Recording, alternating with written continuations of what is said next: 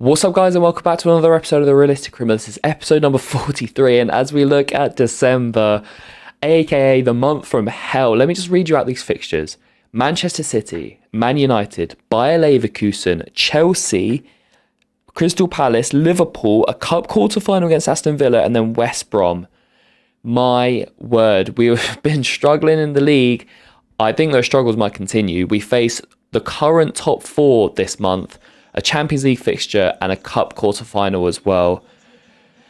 Look, we're currently sat in 15th. I just can't see our league position improving. You know, we've been struggling to beat teams around us, let alone teams above us.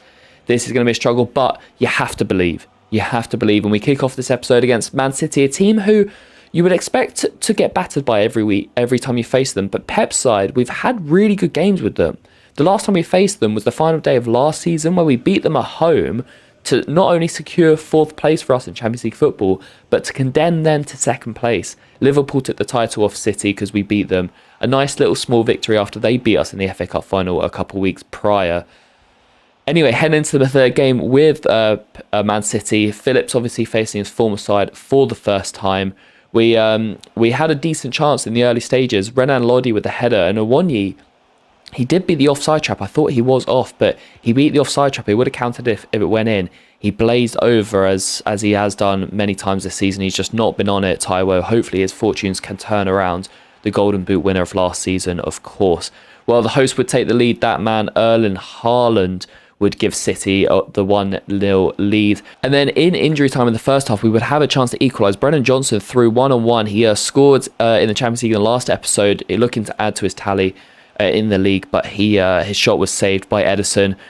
I just want to have a quick word on Man City quickly. This weekend, they're going for an incredible treble. They've already won the Premier League. They've won the FA Cup. They face Inter Milan in the Champions League final to win what would be an incredible treble, only done by Sir Alex Ferguson's side in 1999. What an incredible job it will be if they do it. And I'm rooting for them. You know, I kind of do hope they do it. But Inter Milan cannot be underestimated. And I think if Inter Milan go 1-0 up, they will cause issues. But anyway, Pep's side going for a treble there. They're actually undefeated in this season. They are 7 wins and 6 draws as they sit fourth in the league. Ridiculous that they're still undefeated. Calvin Phillips picked up an injury there. You might have seen, we didn't sub him off, but we would see the damage after the game. And then with just a couple minutes to go, City did not kill the game off. Henderson kept us in it. Benjamin Farmer, God, this boy loves a late goal.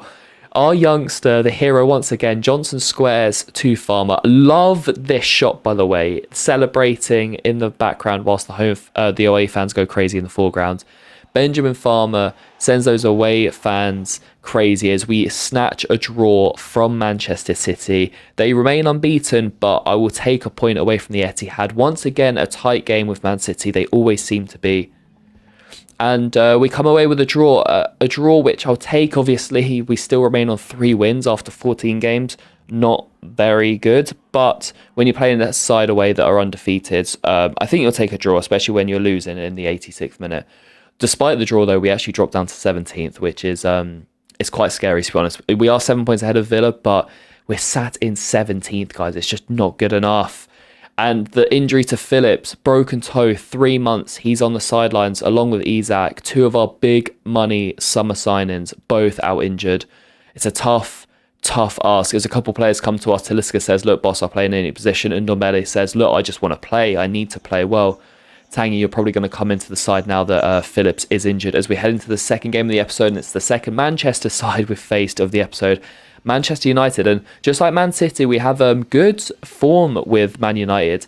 We have 100% record against Man United. We are their bogey team. 4 games, 4 wins in this save. It's actually quite ridiculous, to be honest. I remember in season 1, we beat them away at Old Trafford. I think it was 4-3. Remo Freuler, the Swiss midfielder, absolute OG of the team, scored a brace in the first 7 minutes of the game. His first and maybe only goals of the season.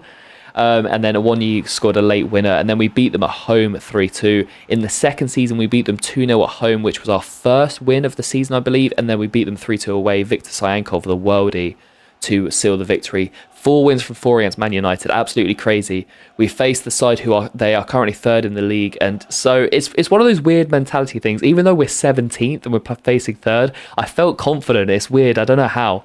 Going into the game, Alexis Vega scored his first goal of the season, as maybe his only goal, as obviously he is off to Real Madrid in January when the window opens at the end of this month.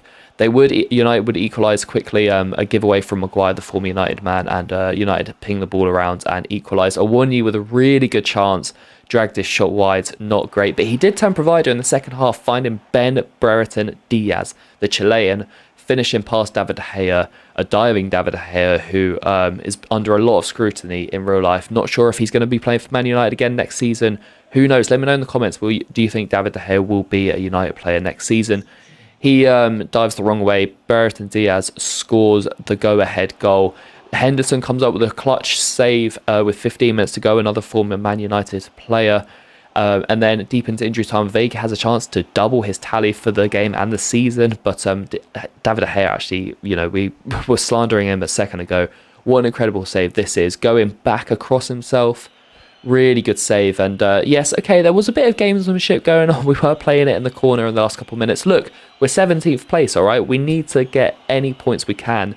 We do see the game out. We make it 5 wins from 5 against Man United. When will this run end? I don't want it to. Oh, it's crazy. 5 wins from 5 against Erik ten Hag's side. And a much needed victory for us, which will propel us from 17th place. That midfield group is so tightly congested that every point is vital.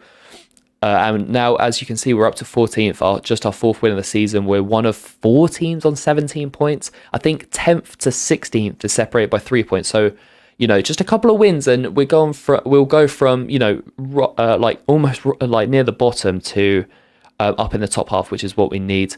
As we look at the Champions League table, heading into the final game of the episode, we faced Bayer Leverkusen, knowing that we've already won the group. Absolutely incredible, complete twist in fortunes in the Champions League to the Premier League. 4 wins from 5 with a draw, undefeated, only conceded 2 goals in the Champions League. Incredible scenes. So we're going to completely rotate the squad, not only to give some players a run out who don't normally get a run out, but also we've just played United a few days ago. We've got Chelsea in a few days time, so it will be a very, very well earned rest for some of those key players. As obviously this is a nothing game for us. This is a huge game for Leverkusen. They know a point will see them secure second spot ahead of Juventus. Juventus play Pilsen, who you'd expect to win that game, but Leverkusen know a draw for them will be enough. As look at this Leverkusen side, man. It is too good to be playing not in the Champions League. Absolute field of quality. Lissandro Martinez, Moise Kean, Pepe Aouar, and they've got ballers on the bench as well.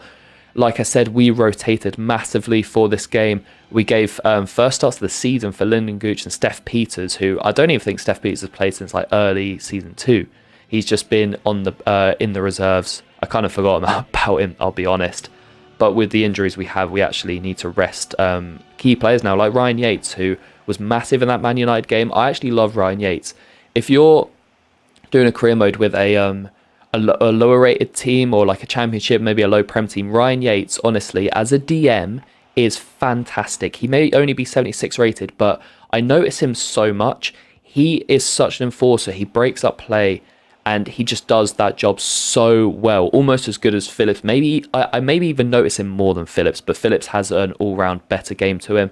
So even though Phillips is out, Ryan Yates has been a fantastic step in. Well, going into this game, 10 minutes in, Leverkusen knew they needed a draw. They would take a 1-0 lead, a really nice finish through the legs of Jack Butland, who is in goal. Obviously, one of the players we rotated.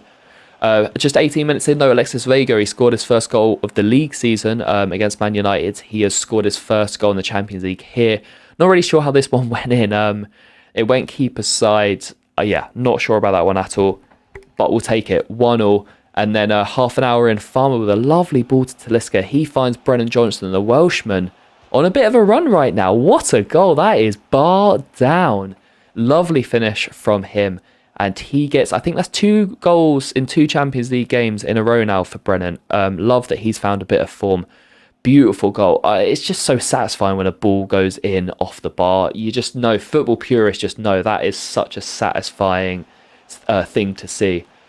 5 minutes before half time, Butland would be forced into a save. Jack Butland, his contract's up at the end of the season. Not sure if I'm going to renew it or not. He's a decent backup, but maybe we'll try and get a higher rated backup goalkeeper. Let me know in the comments what you think I should do with Butland. Should I keep him for another year or let him go on a free? Anyway, into the second half, and we would make it 3-1. What a goal this is, by the way. A couple of really nice goals, but I know you've seen the title, goal of the save. Neither of these goals were it, so that means we're going to see a third goal that was a worldie. This one was a beautiful finish from Talisca. We haven't really seen him hit his full potential since joining on a free. He played a 1-2 with Brennan Johnson, and the volley over his shoulder gives us a 3-1 lead, and it looks like Leverkusen are down and out. But they don't give up. With half an hour to go, they reduce the deficit 2-1, making it 3-2. They've still got half an hour to get another goal, so the chances are very high that they will get that point that they need to earn the draw. Brennan Johnson given another chance to add to his tally, but he blazes over. Really good chance that actually for Brennan. On his weaker foot, yes, but he did blaze over. And then 25 minutes to go, Jack Butland with a huge save, and then a bit of a kerfuffle in the box before we do clear it out. And then we did give two players, Palmer and Manning, two youth academy players.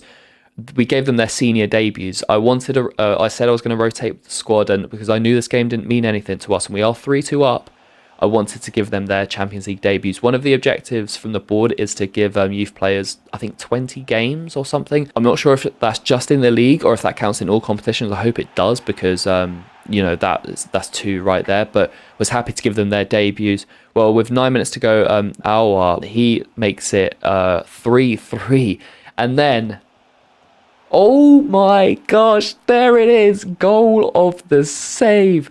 Benjamin Farmer, his second late goal, his second late winner in the Champions League this season, his second late winner of the episode. Well, actually, no. He got an equaliser against Man City. Sorry, I'm getting ahead of myself here. Benjamin Farmer, oh my word. Check this out. Cross comes in. Look at that finish. Oh my gosh, I don't even know what that skill's called. I'm so uneducated with skills. I don't know what that is, but that is an unbelievable volleyed finish. I could not believe that went in. Absolutely disgraceful from Benjamin Farmer. The youngster just knows no boundaries. He's like, oh, Leverkusen, you're looking for a draw to secure second spot? Yeah, I don't care. I'm going to secure Nottingham Forest's 5th win from 6 league games and confirm that we win this group undefeated. 5 wins, 1 draw, 0 defeats.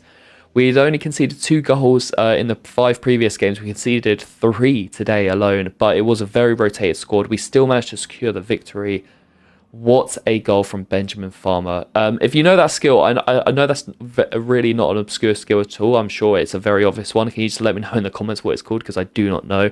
As we look at the group stages, and Juventus did beat Pilsen, and they snatched second spot ahead of Leverkusen. So that late goal from Farmer was an absolute killer blow for Leverkusen, who dropped the Europa League in 3rd place on goal difference. Well, what an end to the episode. As we sit here looking at the Champions League group, 16 points from a possible 18. Absolutely incredible stuff.